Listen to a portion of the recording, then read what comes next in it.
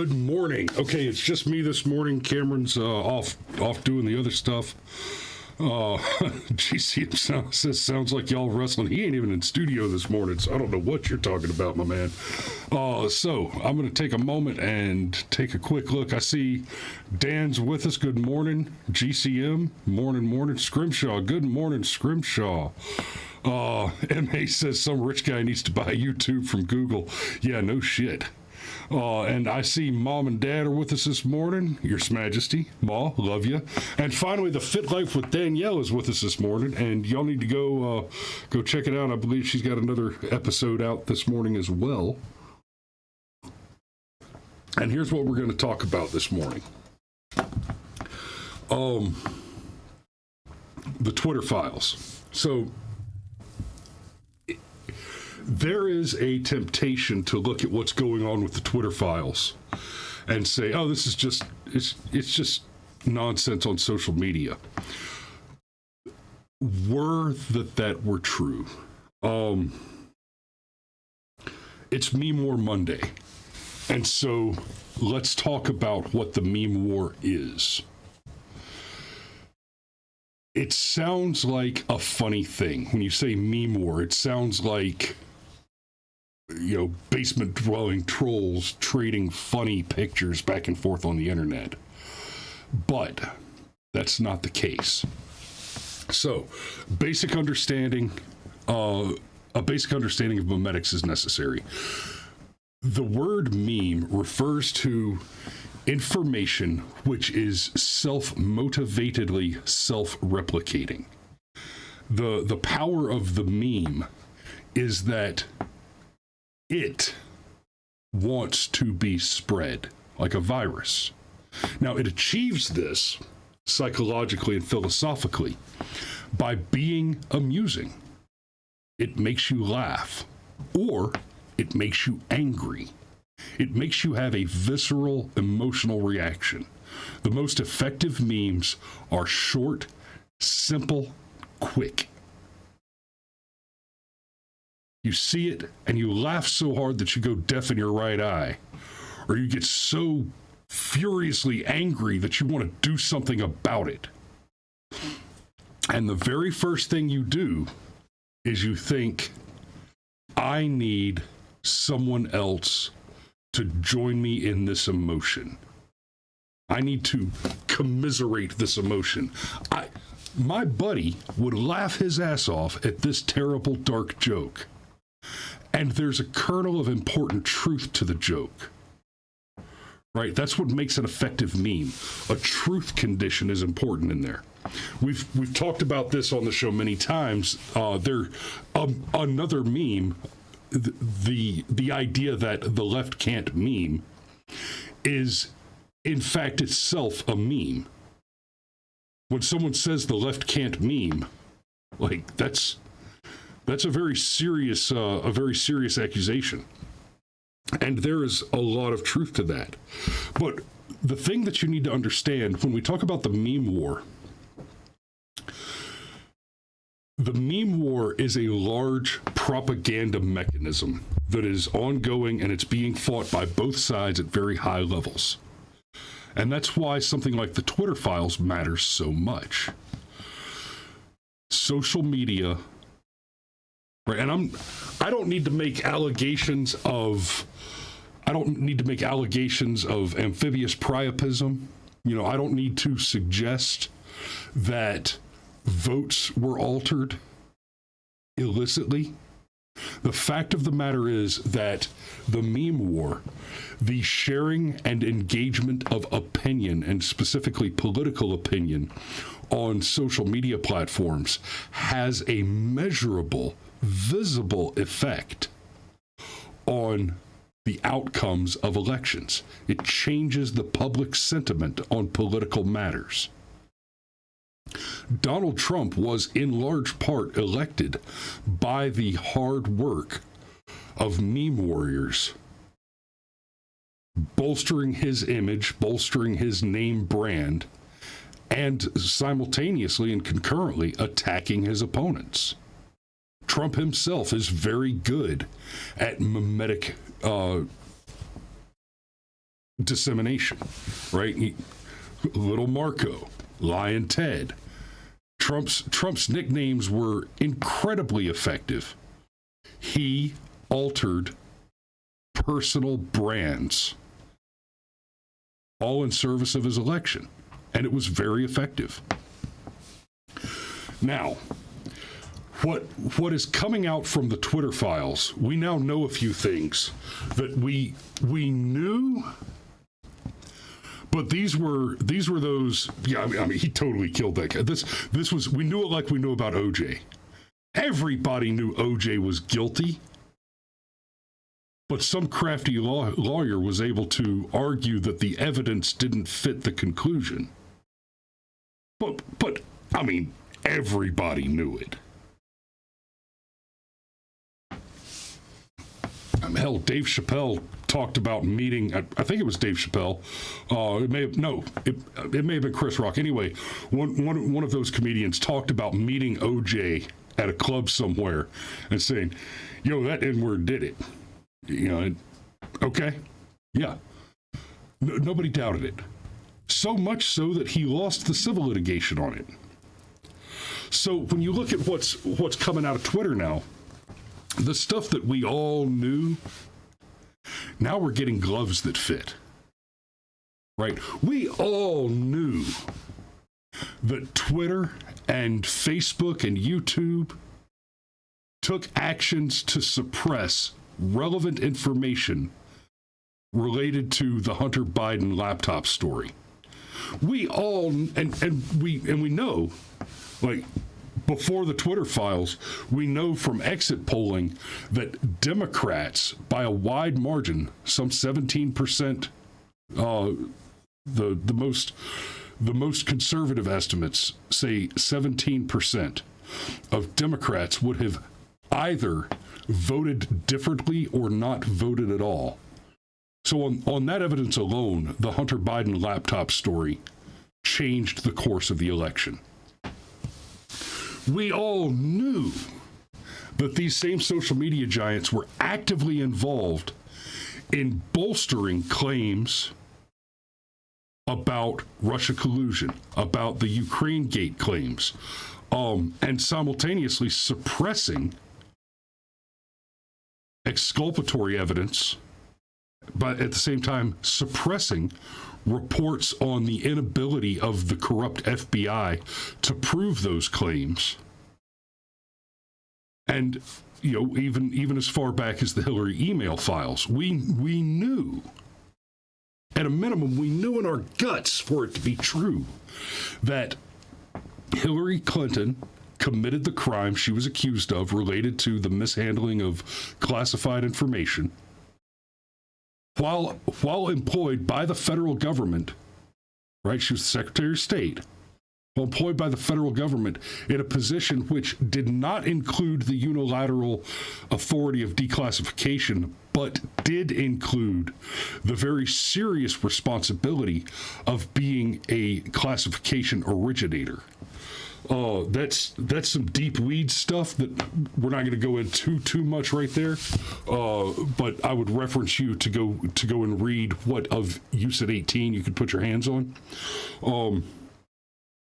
I don't remember the relevant code section off the top of my head for that one right now, but it's I believe it's in the 7 series.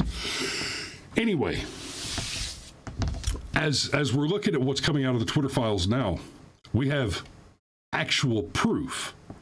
We have private communications between individuals, and we now know that members of the DNC, members of the Biden campaign, and the FBI were meeting daily with Twitter and actually giving Twitter directions.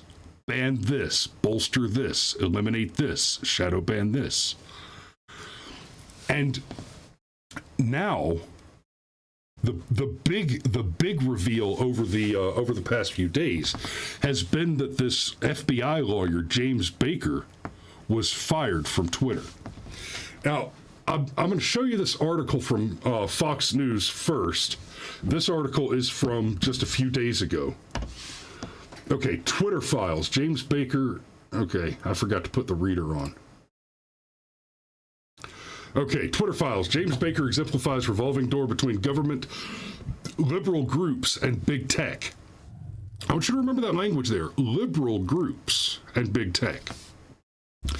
James Baker, Twitter's former deputy general counsel, who Elon Musk fired from the company on Tuesday following revelations regarding his role in handling the Hunter Biden laptop story, exemplifies the revolving door between government, liberal groups, and big tech. Musk axed Baker from his position after journalist Matt Taibbi published internal communications showing exchanges from October 2020 between high-level Twitter employees on how to approach the New York Post's publication of materials on Hunter Biden's laptop. Now, that's something that you need to pay attention to. It says, because it mentions that there was something going on in 2020. So that's something that should grab all your attention, because as far back as 2020, this article is dated in June of 2020, I believe. Twitter hires former FBI lawyer James Baker to join legal team. That's right. Twitter hires former FBI lawyer James Baker to join legal team. Twitter has tapped former FBI General Counsel James Baker, a central player in the Russia collusion investigation, to serve as counsel to the tech giant. So we're talking about someone who was actively involved in the Russia investigation. Jim is committed to our core principles of an open internet and freedom of expression. That's a lie, and brings experience navigating complex global issues with a principled approach. Twitter has been engaged in an ongoing feud with President Trump and his conservative allies since May, when the site took the unprecedented step of labeling 2 tweets from the commander-in-chief as promoting misinformation. The warnings are attached to missives Trump fired off, in which he claimed that mail-in ballots are fraudulent and will lead to a rigged election in November. He didn't claim that mail-in ballots were fraudulent. He claimed that they were a security risk for the possible, that they were a security vulnerability for the possibility of increased fraud. That statement, whether or not I'm allowed to say it on YouTube, is categorically proved. In fact, several jurisdictions have ruled the use of the universal mail-in ballot system to be unconstitutional. The move marked, to be clear, I think that's according to those individual state constitutions. I'm not sure off the top of my head if we've got a ruling on the federal constitutionality of the universal mail-in voting. The move marked the first time the social media had annotated tweets from the President of the United States, arguably Twitter's most prolific user, who frequently airs grievances to his 80 million followers. Now remember, this article is from before Trump was thrown summarily off of Twitter by, let me remind you, a central player in the Russia collusion investigation, right? So Trump was thrown off by the Twitter legal team, the trust and safety team, which includes someone who was involved directly in the Russia collusion hoax. Specifically, someone who was involved directly in fabricating evidence that was then delivered to the FISA court to illegally secure illicit warrants for extraordinary espionage against a sitting U.S. president. It would not be unreasonable to expect, because we know that he's involved in the Russia hoax case, therefore connected to Strzok and Page, that there's some back channel into the pre-2016 election shenanigans where the FBI actively worked to prevent Donald Trump from being elected in the first place. So the bombshell that really comes out here is that we now know categorically that agents of the Federal Bureau of Investigation were engaged in conspiratorial collusion with the Democrat National Committee, the Biden campaign, probably, no, not probably, certainly, because we know that Hillary Clinton's campaign paid through the law firm Perkins Coie for the production of the Steele dossier, which was used to illicitly generate on fabricated information the FISA warrants, which were then used to spy on Trump and his associates. So I said it, I think, Thursday, and it bears repeating. Ladies and gentlemen, what you're looking at here this is the evidence. You keep hearing the enemy cry, insurrection, insurrection. They conducted a coup successfully. One doesn't need to even consider the validity of the 2020 election. The fact of the matter is not that the election was rigged or stolen.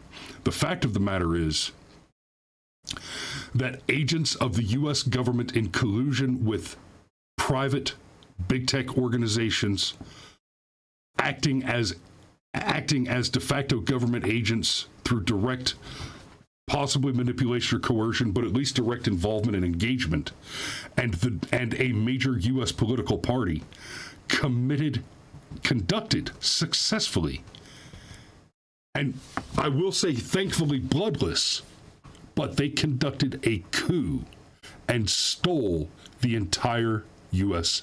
government.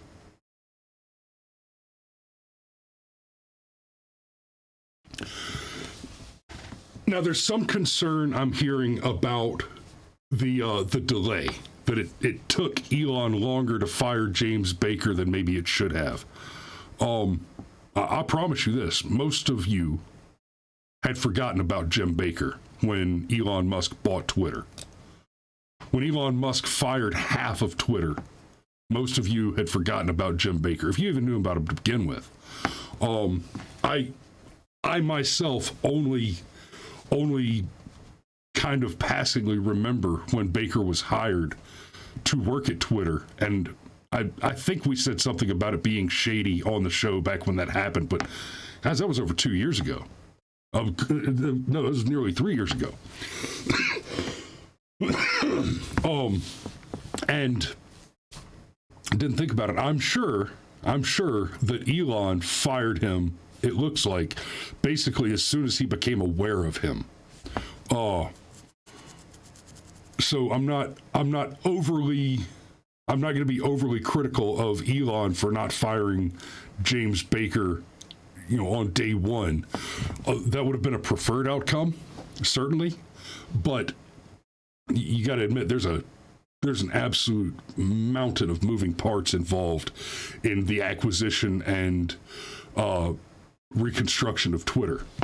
So here's the last thing that I want to bring to your attention. And I sat here, okay, so Cameron's not here. I sat here and kind of deliberated on this myself and just kind of fought myself over it as I was looking at it.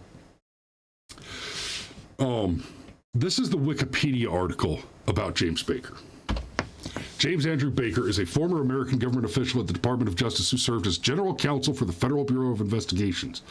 He later served as deputy general counsel at Twitter Inc. from June 2020 to December 2022 before being fired by Elon Musk.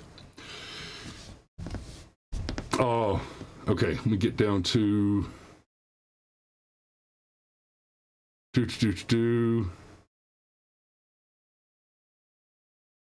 Okay.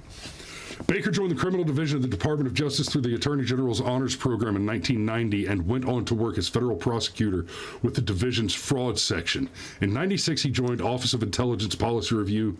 This government agency handles all Justice Department requests for surveillance authorizations under the terms of the 1978 Foreign Intelligence Surveillance Act. That's FISA, right?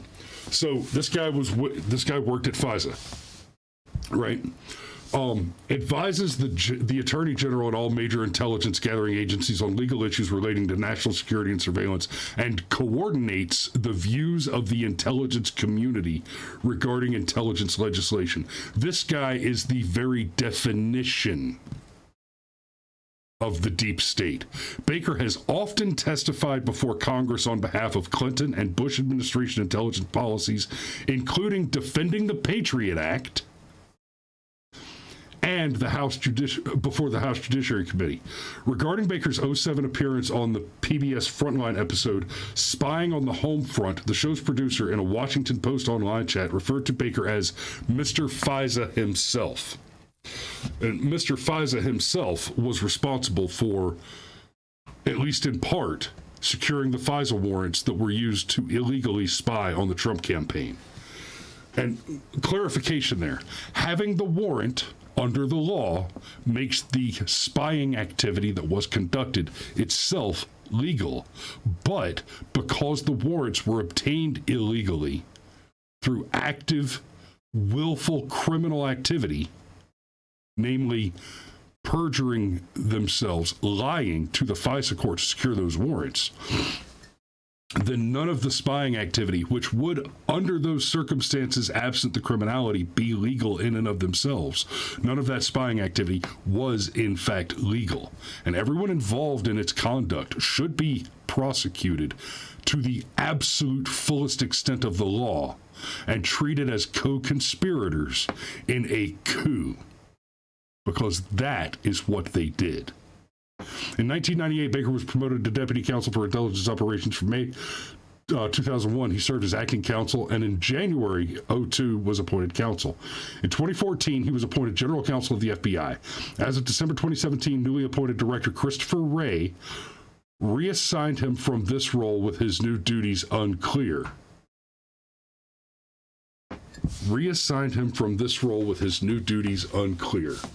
This guy has been acting against your interests over the course of a 30-year career of activity designed explicitly to invade and violate your First and Fourth Amendment rights. Hell, your First, Fourth, and Fifth Amendment rights. I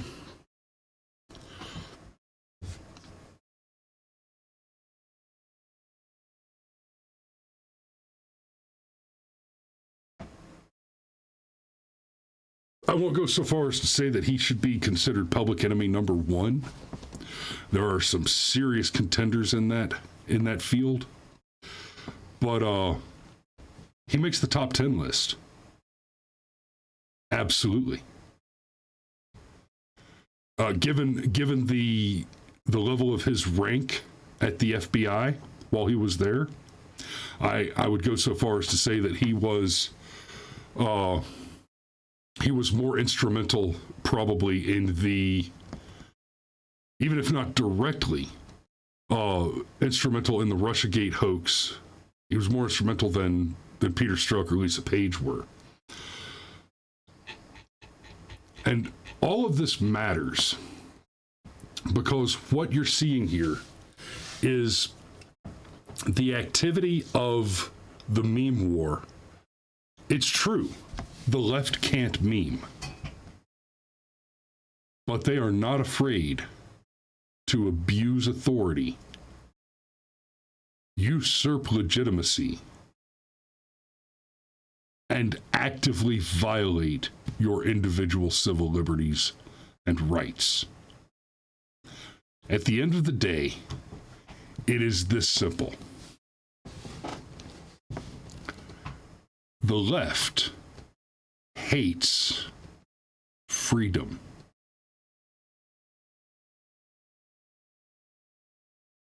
They are working desperately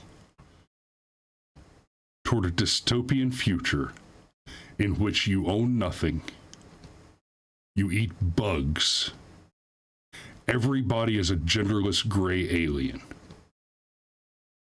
total egalitarianism, no sexual reproduction, clones only.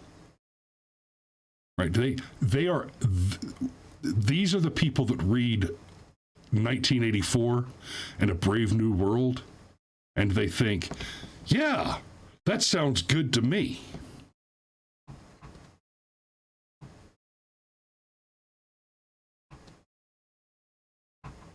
That is who has stolen your country. All right. I am going to go ahead and put a pin in it right there. Guys, I'm sorry. I was not funny this morning, and I would like to have been, but this is some pretty heavy, serious material that we're dealing with here. Hopefully Cameron will be back tomorrow and we can be funny again. I promise, I'm funny. And I'll try to bring you something a little lighter tomorrow, hopefully. But we'll have to see what happens in the news overnight. Y'all be safe out there. We love you, and we will see you tomorrow.